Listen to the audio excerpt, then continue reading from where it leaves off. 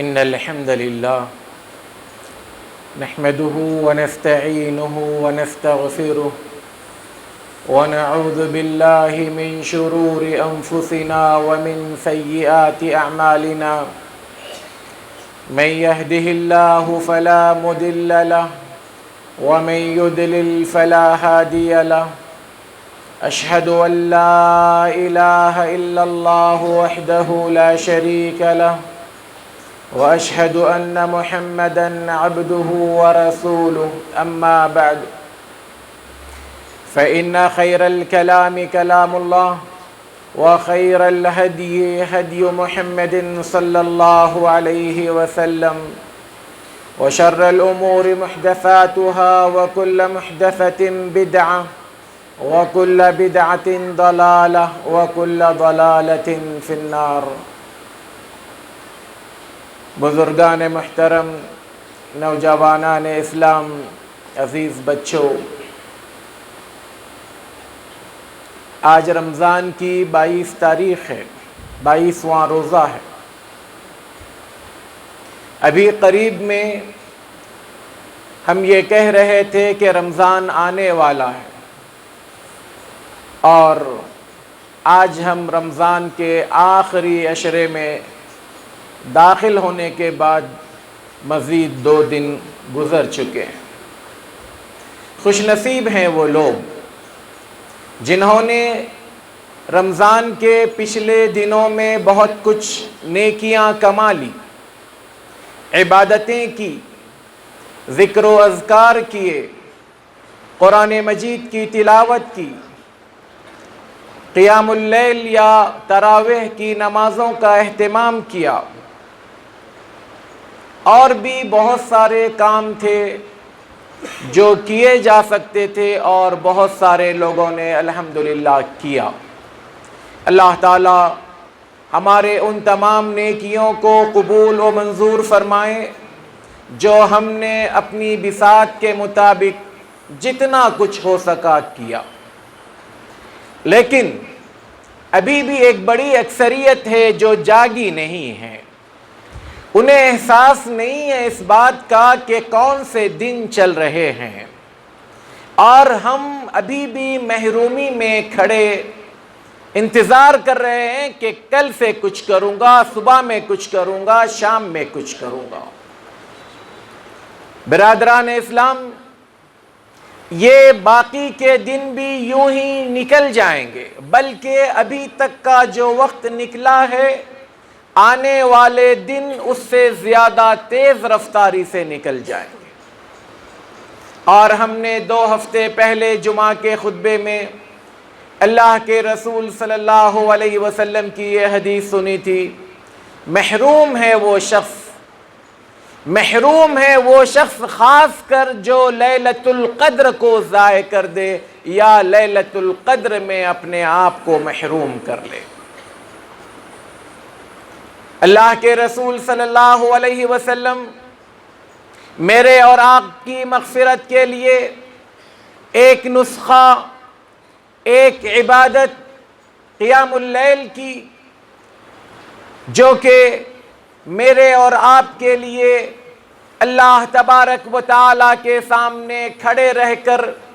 لمبا قیام، لمبا رکوع اور لمبا سجدہ کر کر اپنے گناہوں کے اور اپنے مغفرت کے کروانے کا سبب بنایا۔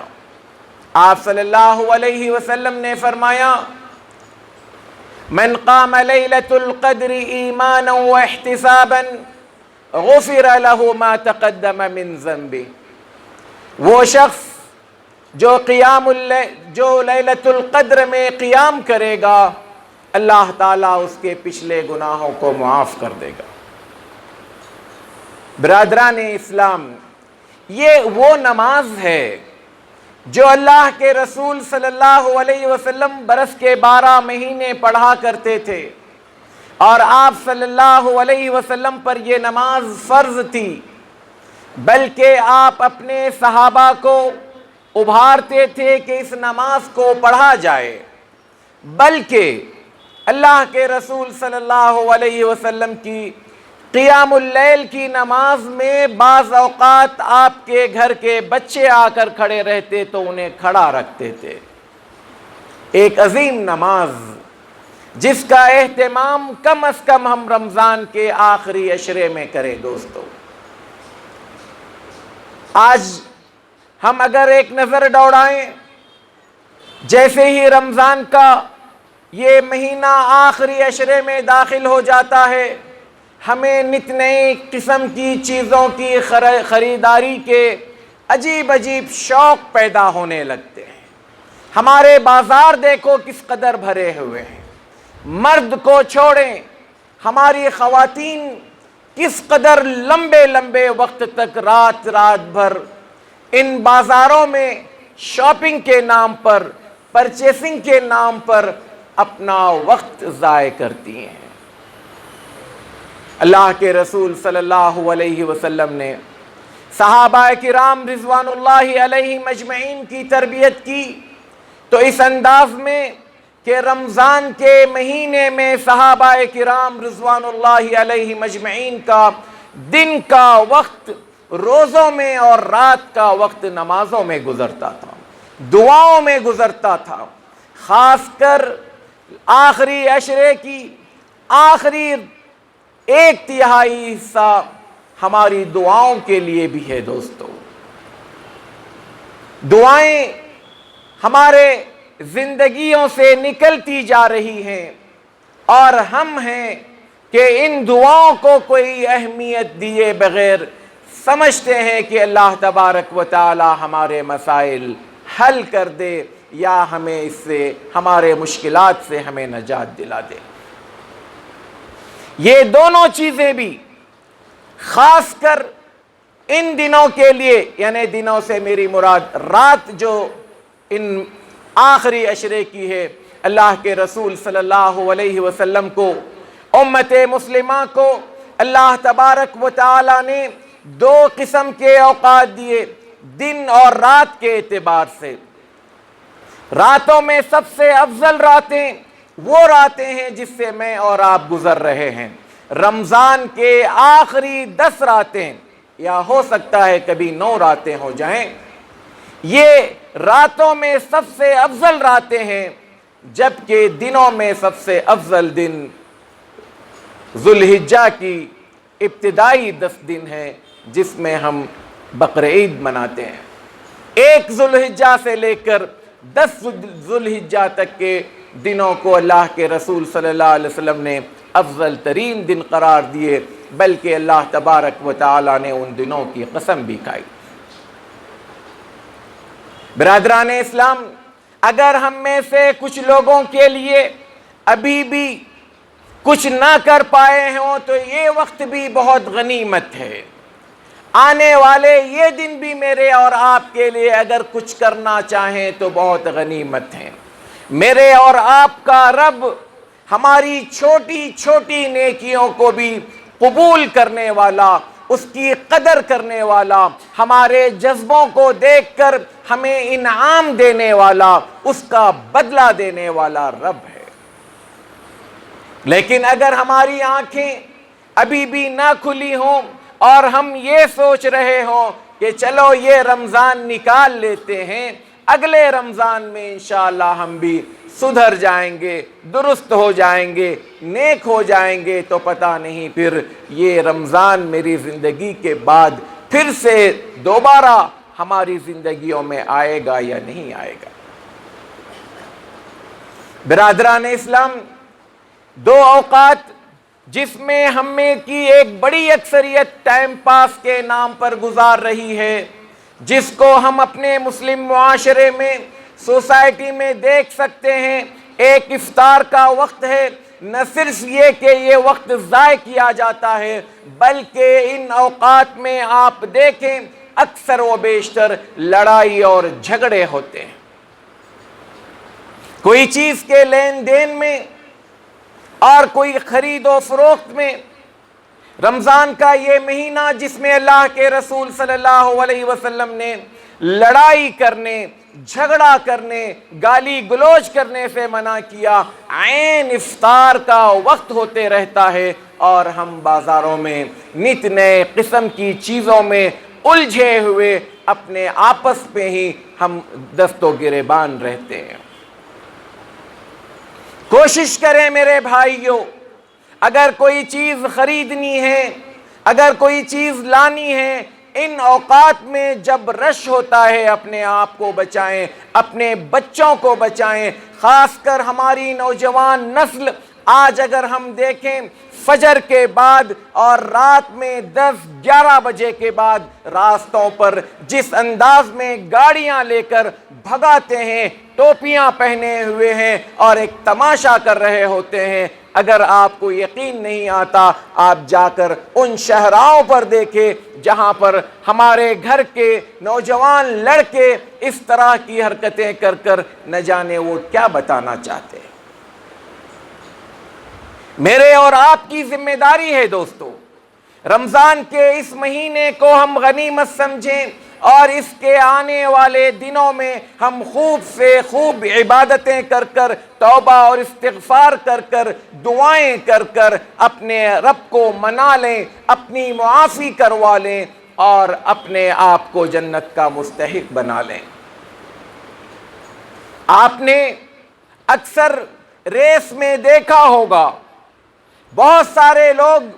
یا بہت سارے اگر آپ نے گھوڑ سواری کا یا پھر اونٹوں کا یا نہ جانے اور جو بھی ریس ہوتی ہے، اس ریس میں آپ دیکھیں بعض اوقات جو انسان سب سے پیچھے ہوتا ہے آخری کے چند سیکنڈوں میں وہ بازی مار جاتا ہے، جیت جاتا ہے، سب کو پیچھے کر جاتا ہے۔ یہ وہ راستہ ہے جس میں اللہ تبارک و تعالی مجھے اور آپ کو آواز دے رہا ہے، سارعوا سابقوا فاستبقوا فلیتنافس المتنافسون۔ لوگو جلدی کرو، لوگو آگے بڑھو، لوگو تیزی دکھاؤ، اپنے اندر کوئی جوش لاؤ، جذبہ لاؤ، مغفرت کی طرف دوڑو۔ فَفِرُّوا إِلَى اللَّهِ، اللہ کی طرف دوڑو، یہ اللہ کی طرف دوڑنے کا وقت ہے، راستہ ہے۔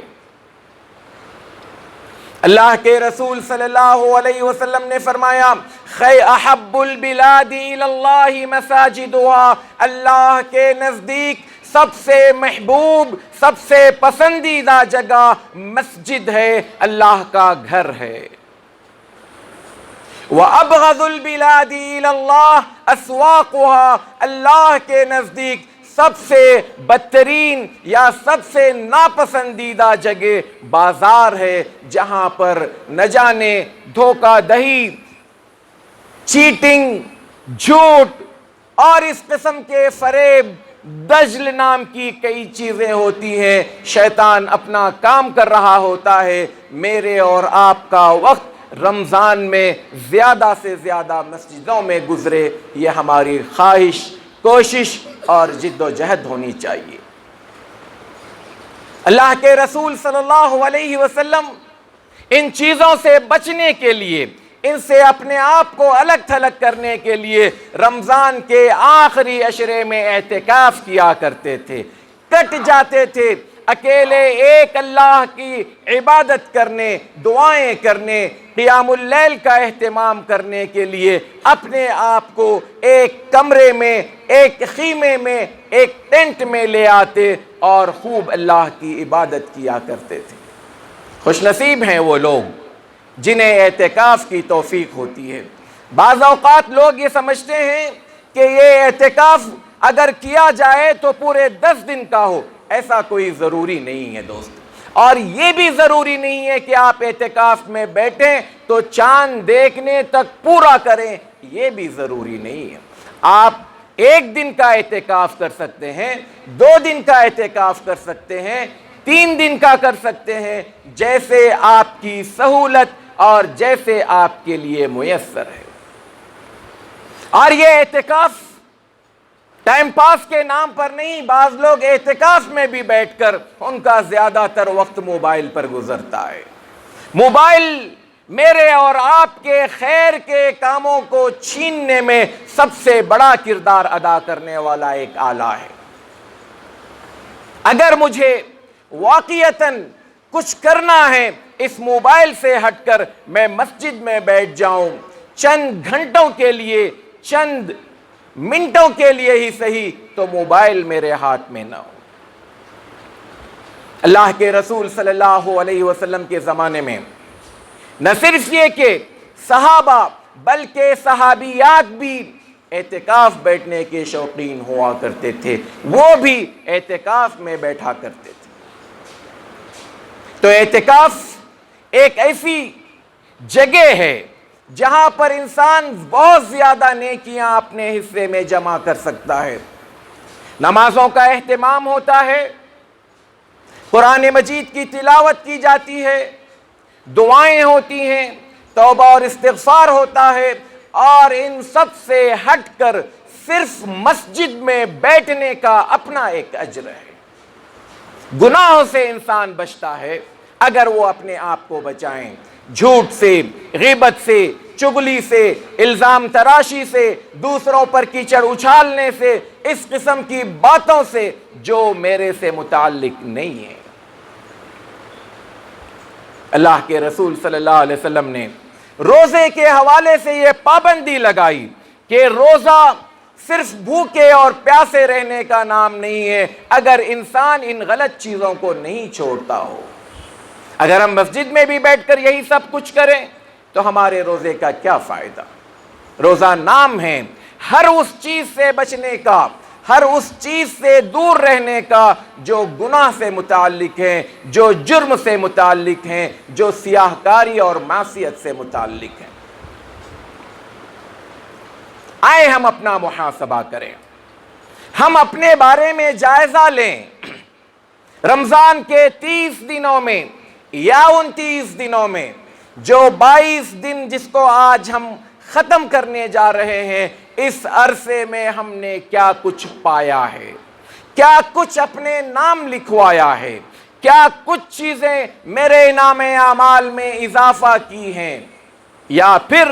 جیسے میں رمضان سے پہلے تھا آج بھی اگر میں وہی ہوں اور صرف روزہ رہنے کے علاوہ کوئی چیز میں اضافہ نہیں ہوا، تو مجھے اپنے بارے میں سوچنے کی ضرورت ہے۔ برادران اسلام، رمضان کا مہینہ اللہ تبارک و تعالی نے قرآن مجید کے نزول کا مہینہ بنایا تھا۔ سب سے زیادہ اہمیت بھی قرآن مجید کو دی جانی چاہیے۔ قرآن مجید کو پڑھنے کے حوالے سے، قرآن مجید کو سننے کے حوالے سے، قرآن مجید پر غور و فکر کرنے کے حوالے سے، اور نہ صرف یہ کہ یہ قرآن کا میرے ساتھ رشتہ اور تعلق صرف رمضان کے حد تک ہو، بلکہ آئندہ 11 مہینوں کے لیے بھی میں رمضان کے بعد بھی قرآن کے ساتھ بندھا رہوں، قرآن کے ساتھ جڑا رہوں، قرآن کے ساتھ میرا ایک گہرا رشتہ ہو، قرآن کے ساتھ میرا روز کے معمولات میں ایک وقت ہو جس کو میں قرآن کے لیے خاص کر دوں۔ جبرائیل علیہ السلام رمضان میں اللہ کے رسول صلی اللہ علیہ وسلم سے قرآن سنتے بھی تھے اور قرآن سناتے بھی تھے۔ رمضان میں ہم بھی یہ کام کر سکتے ہیں۔ وہ بھائی جنہیں قرآن مجید ڈھنگ سے پڑھنا نہیں آتا، میرے بھائیوں، اس میں کوئی شرم و حیا کی بات نہیں۔ شرم اور حیا اس بات میں ہے کہ میں کل مر جاؤں اور اللہ کے سامنے اللہ تعالیٰ مجھ سے پوچھے کیا تو میرے قرآن کو پڑھنا جانتا تھا؟ وہاں نہ کہنے سے بہتر ہے آج اگر میں 50 سال کا ہوں، 55، 60، 70 سال کا ہوں، تب بھی میں کسی بچے کے سامنے ہی صحیح کہوں کہ بیٹے میں قرآن پڑھنا نہیں جانتا، قرآن سیکھنا چاہتا ہوں، مجھے پڑھاؤ، یا میں جیسا پڑھتا ہوں دیکھو میری غلطیاں کیا ہے اور اس کی اصلاح کرو۔ یہاں یہ شرم نہیں ہے، لیکن کل اللہ کے سامنے جا کر میں شرمندہ ہو جاؤں، نادم ہو جاؤں، اللہ کے سامنے کوئی جواب نہ دے سکوں، اس سے بڑی رسوائی اور ذلت کچھ نہیں ہے دوستو۔ بعض لوگوں کو جب یہ بات کہی جاتی ہے کہا اس عمر میں کیا پڑھنے کا، علم کی کوئی عمر نہیں ہوتی ہے دوستو۔ اللہ کے رسول صلی اللہ علیہ وسلم کے صحابہ جب مسلمان ہوئے کچھ لوگ تو 70-75 سال کی عمروں کے تھے، بلکہ کچھ صحابہ تو اس سے بھی زیادہ عمر کے تھے۔ جب انہوں نے اسلام قبول کیا، ایمان لے آئے، تو انہوں نے بھی چھوٹوں سے علم حاصل کیا۔ اللہ کے رسول صلی اللہ علیہ وسلم نے اس عمر میں بھی انہیں سکھایا۔ اللہ کے رسول صلی اللہ علیہ وسلم فرماتے ہیں، لوگوں، تمہارا ایمان تمہارے اندر ایسے ہی بوسیدہ ہوتا ہے، کجنے لگتا ہے۔ ایک کپڑے کو آپ رکھ دیں،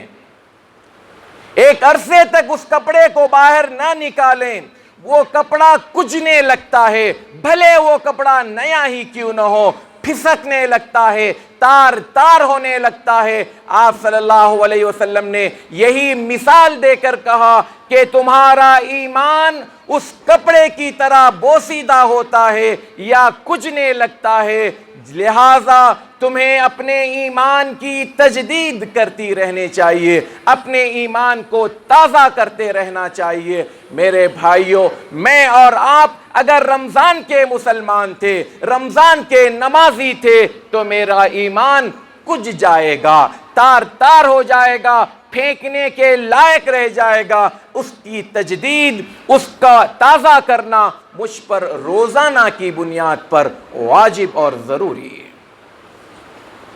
یہ ایمان جو میرے اور آپ کے پاس ہے، بن مانگے مفت کا ہمیں ملا ہے، اس کی شاید ہمیں قدر نہ ہو رہی ہو، لیکن مجھے اور آپ کو غور و فکر کرنی چاہیے اس بات پر کہ اس ایمان کو اگر میں ایسے ہی چھوڑ دوں اور یہ استعمال کے لائق نہ ہو، تو پھر میرے صرف نام کا مسلمان ہونے کا دعویٰ کوئی معنی نہیں رکھتا۔ اس میں بہت ساری چیزیں ہیں جو میرے اور آپ کے ایمان کو تازہ کرتی ہیں۔ نمازیں ہمارے ایمان کو تازہ کرتی ہیں، قرآن کی تلاوت ہمارے ایمان کو تازہ کرتی ہیں، اور اس پر غور و فکر اگر میں کروں، علم دین حاصل کروں، یہ ساری چیزیں میرے ایمان کو تازہ کرتی ہیں۔ جنت کے بارے میں پڑھوں، جہنم کے بارے میں سنوں کہ جہنم کے بارے میں اللہ نے مجھے کیا کیا دھمکیاں دی ہے، آخرت کے بارے میں، آخرت کے بارے میں اللہ تعالیٰ نے ہمیں کیا وعید سنائی ہے، اس کو کتنا بھیانک بنا کر پیش کیا ہے کہ قیامت کا دن کتنا بھیانک ہے۔ یہ ساری چیزیں ہمارے ایمان کو تازہ کرتی ہیں، ہمارے ایمان کے اندر ایک جدت پیدا کرتی ہے۔ دوستو، رمضان ختم ہونے سے پہلے میں اور آپ سر جوڑ کر بیٹھیں اور ہم اس پر غور کریں کہ اس رمضان کے بعد میری زندگی کا شیڈول کیا ہوگا۔ کیا میں صرف رمضان کے حد تک ان تمام چیزوں کا اہتمام کرنے والا، ان تمام چیزوں کو کرنے والا تھا، یا رمضان کے بعد بھی مجھے کچھ کرنا ہے؟ میں رمضانی مسلمان نہیں ہوں، اور نہ نعوذ باللہ میرا رب رمضانی رب ہے۔ میرا رب ہمیشہ سے ہے اور ہمیشہ رہے گا۔ اگر میرے جیسے لوگ اللہ تعالیٰ کے کما حقہ مومن بندے نہ بنے تو اللہ تعالیٰ مجھے اور آپ کو ڈراتا ہے، وَإِن تَتَوَلَّوْا يَسْتَبْدِلْ قَوْمًا غَيْرَكُمْ ثُمَّ لَا يَكُونُوا أَمْثَالَكُمْ۔ اگر تم میرے اس دین پر، میرے اس شریعت پر، میرے اس اسلام پر کاربند نہیں رہتے ہو، میں تمہیں یہاں سے ہٹا دوں گا، ایک ایسی قوم کو لے آؤں گا جو تم جیسی نہیں ہوگی۔ اس وقت اللہ نے مجھے اور آپ کو انتخاب، میرے اور آپ کا انتخاب کیا ہے۔ مجھے اور آپ کو ہدایت دے کر، ایمان دے کر اللہ تبارک و تعالیٰ آزما رہا ہے کہ تم یہ ذمہ داری نبھاتے ہو یا نہیں نبھاتے ہو، اپنے آپ کو اس کے لیے لائق سمجھتے ہو یا نہیں سمجھتے ہو، یا اپنے آپ کو اس کے نااہل قرار دیتے ہو۔ اگر میرا فیصلہ میں خود کر لوں کہ نہیں مجھے یہ کام نہیں کرنا ہے، اللہ کو بھی میری کوئی پرواہ نہیں ہے، میری کوئی فکر نہیں ہے۔ وہ ایک نہیں 10 ایسے لوگوں کو پیدا کرے گا جو اس دین کو، جو اس اسلام کو، جو اس ایمان کو لے کر آگے بڑھیں گے اور دنیا میں اس کا بول بالا کریں گے۔ عہد کریں اس رمضان میں کہ ہم دین کے لیے کچھ کریں گے،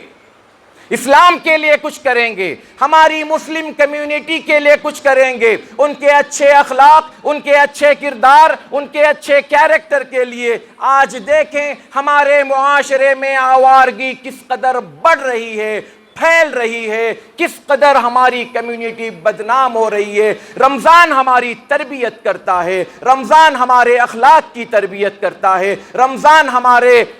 تمام تر شر کی تربیت کرتا ہے کہ شر کو نکال دیا جائے، خیر کو لایا جائے، برائیوں کو نکال دیا جائے، اچھائیوں کو لایا جائے،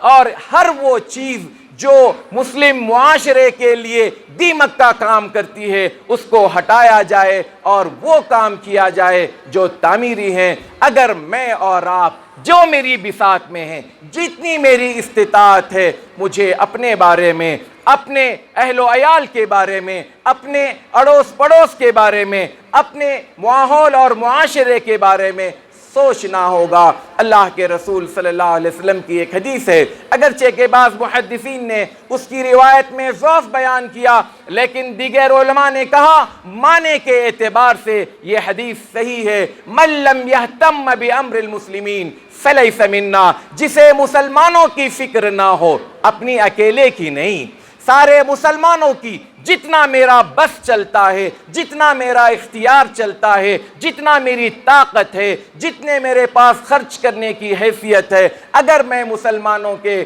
بارے میں فکر مند نہ رہوں، ان کے مسائل کے بارے میں فکر مند نہ رہوں، تو کہا وہ ہم میں سے نہیں ہے۔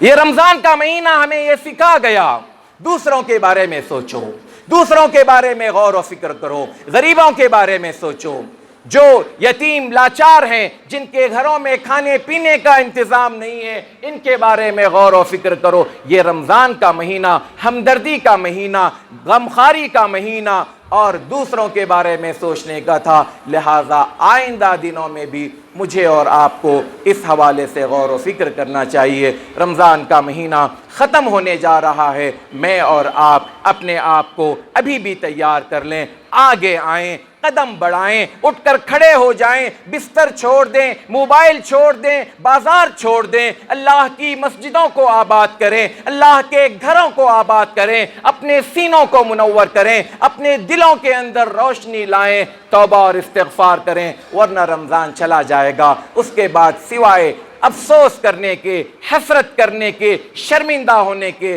ندامت کے آنسو بہانے کے اور کچھ نہیں ہوگا۔ اللہ تعالیٰ مجھے اور آپ کو محروم ہونے سے بچائے، اللہ تعالیٰ میرے اور آپ کے لیے خیر کا فیصلہ کرے۔ ابھی تک اگر ہم کچھ نہ کر سکے ہوں، اللہ ہمیں توفیق دے کہ ہم اس بارے میں سوچ کر آنے والے چند دنوں میں، آنے والے چند گھنٹوں میں کچھ کر اپنے آپ کو ان لوگوں میں شامل کریں جو پہلے رمضان سے جد و جہد کر رہے ہیں، محنت کر رہے ہیں۔ آمین۔ اقول قولی ھذا واستغفر اللہ لی ولکم ولسائر المسلمین من کل ذنب فاستغفروہ انہ هو الغفور الرحیم۔